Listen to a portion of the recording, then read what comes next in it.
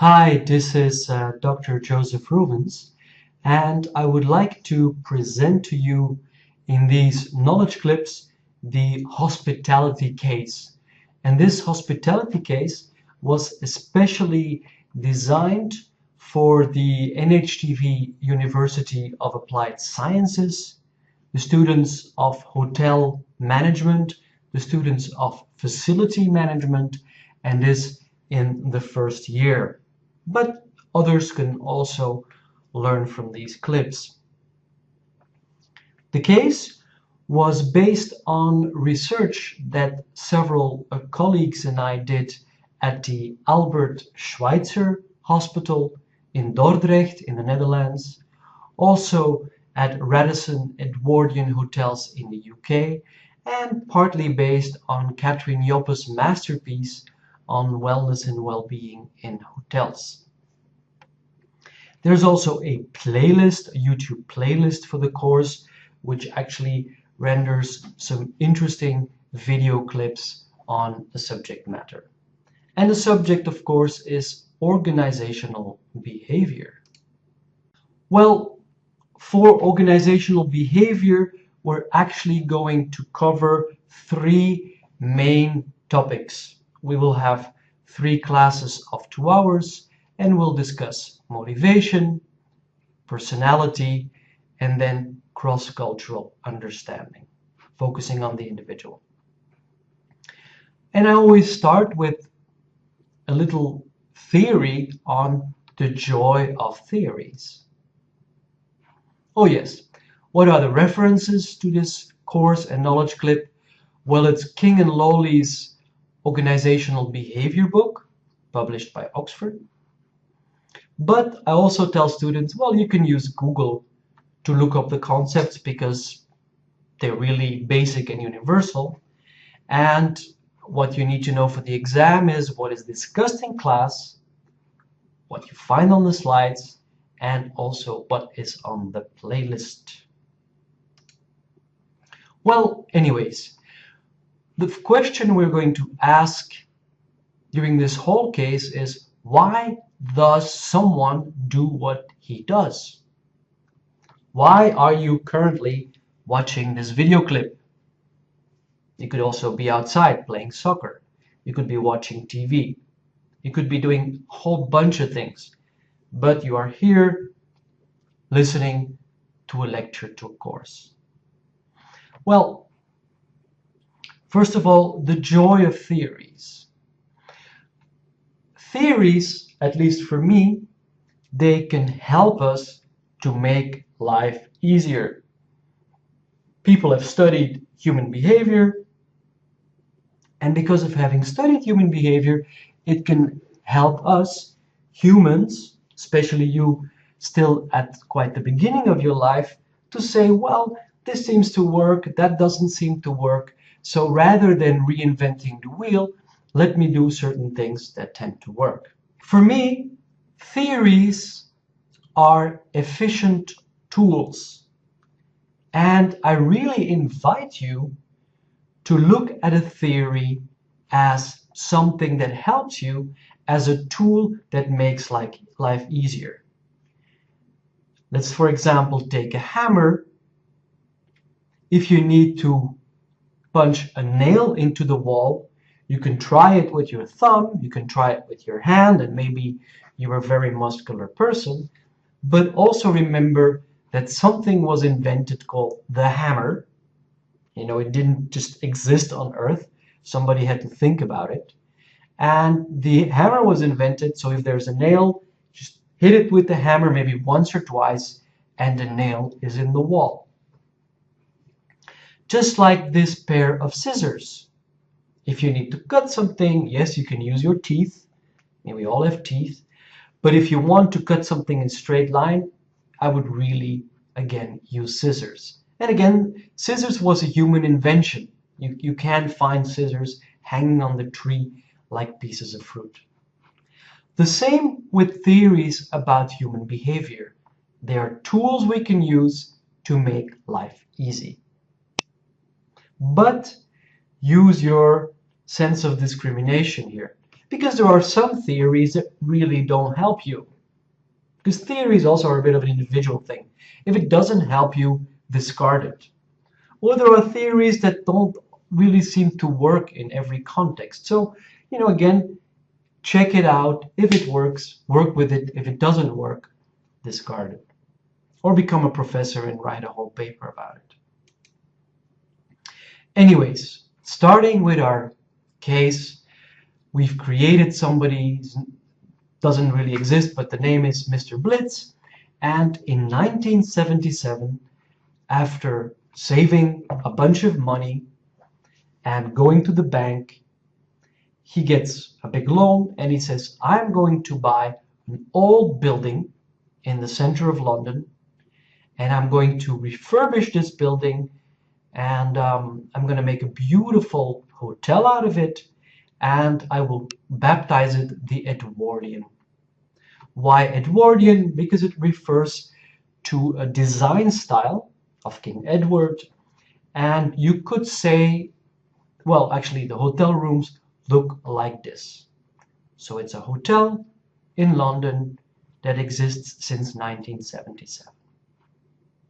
And me, Mr. Blitz, I'm in my early 40s, and so I've bought a hotel. I own the bricks, the buildings, and I have created a hotel. Well, a year later, I'm on a shopping spree, so a year later I buy another building and I create a hotel out of it, and I baptize it the Vanderbilt. And if you go to the hotel today, you can see these are conference centers. This is how it looks, especially for us, also for facilities management students, the way things are set up. And these are the rooms, typical rooms. And so here we have this Mr. Blitz, and we can ask ourselves, well, what motivates this gentleman to buy buildings, to create 5-star hotels out of it and run them? Well, in order to explain that, we could first of all look at motivational theory. And there are many definitions of motivation, like a will to perform by Brooks, but basically motivation answers the question, why does Blitz do what he does? Why does he buy hotels? He could do something else. He could just spend his money going to the south of France and, well, doing nothing, basically, or just enjoying. We could ask ourselves, well, what kind of rewards does he get out of doing that?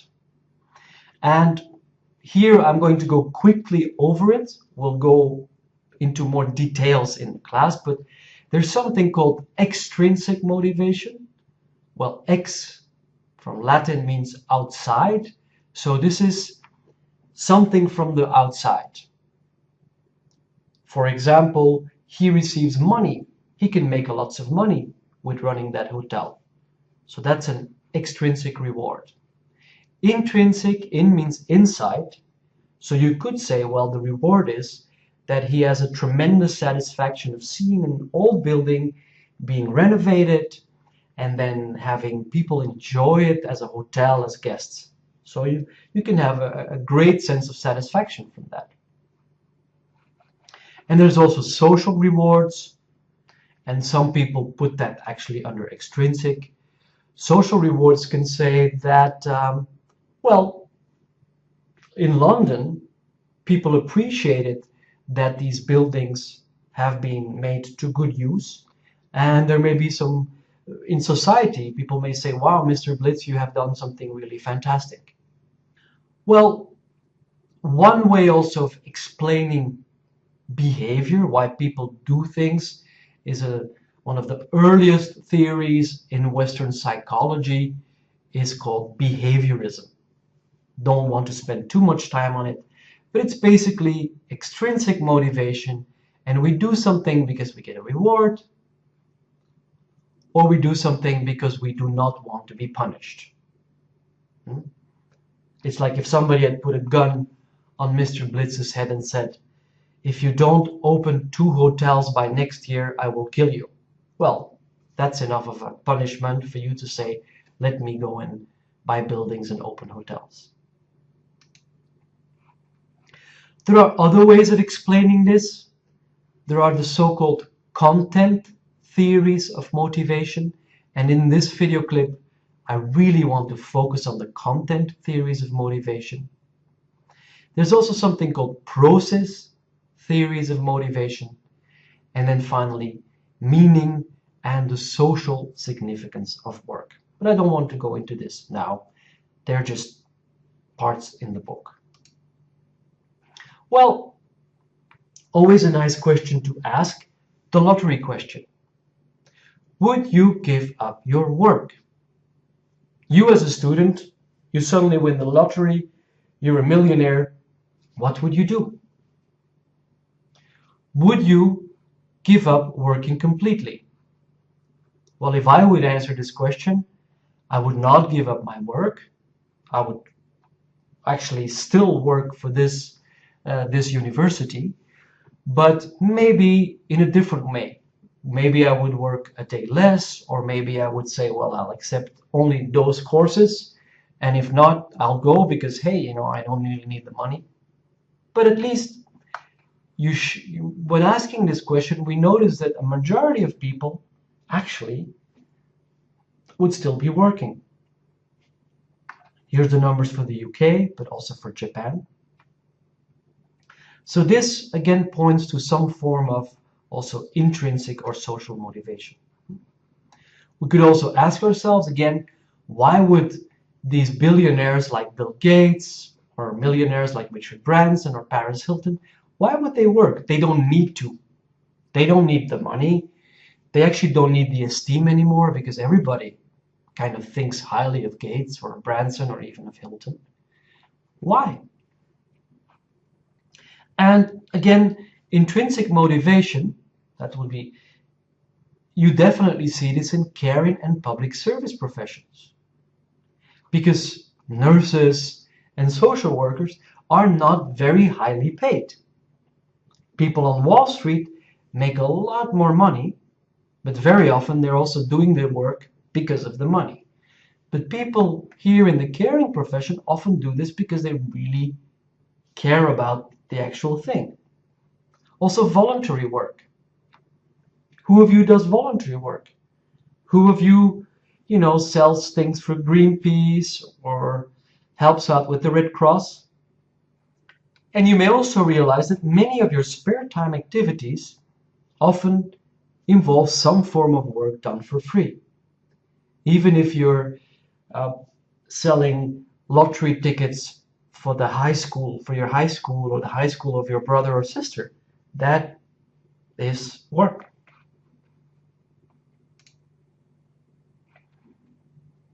Well, there's also motivation from social factors, as said before. So what are some social rewards? Well, there's a sense of team spirit, we do this together. There's belonging.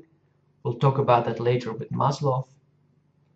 And social rewards may actually help motivate in what are monotonous works. Some of you students work in McDonald's or in Burger King or in the Quick or in Pizza Hut, which are these fast-paced but not so well-paid jobs, and it's very often repetitive and sometimes even monotonous or boring, but you're having a lot of fun cracking jokes with other staff members or whatever you're doing, but in a way it is socially rewarding. And then in the 1920s there were Hawthorne studies, and there's interesting clips of those on YouTube, but actually it started with scientists putting on lights in factories and trying to figure out, well, if we keep the lights on longer, will people then work harder and will there be higher output? But what they actually found out is that it wasn't the lights that motivated people to create output, but it was the fact that they were being studied. that somebody showed interest in them. I mean, we now know this. We often say with children, what they really need is attention. And if we have students, for example, being annoying in class, it's because they don't receive enough attention. So the fact that you receive attention, that somebody finds you interesting, that somebody's curious about you, could automatically motivate you to do well. I sometimes do coaching or counseling work, and I've noticed that the fact that I'm just listening to somebody and taking them serious already and very often makes them solve their own issues. Well, as previously said, there is also behavioral motivation theories, very often focused on extrinsic motivation. Going back again to behavioral psychology, it's also called the carrot and stick approach, as if humans were a donkey. So you show them a carrot, which could mean €1,000 or a new car, or you show them the stick, like showing the donkey the stick, a punishment, like, well, if you don't make it on time, I'm going to take money off your salary, or you'll get fired. And that is also called stimulus response psychology, and it focuses on extrinsic motivators. But as we will see later in a video clip by Frederick Hertzberg, this is actually much more manipulation, coercion than it is motivation. And again, we don't spend more time than this slide on that aspect of motivation. But this will be the crux of our classes, namely the content theories of motivation. The most famous ones are Abraham Maslow's Hierarchy of Needs, published in 1943, Douglas McGregor's Theory X and Y, 1960, and Hertzberg's Motivator Hygiene Theory, 1966. And this basically says, all those theories basically says, and content theories are also called needs theories. They say, well, you need something, and therefore you start to do something. Process theories are different in a sense that there you're making a decision about what you think you may need and which kind of goal you think you may achieve. But in this, classes will focus on the content theories of motivation.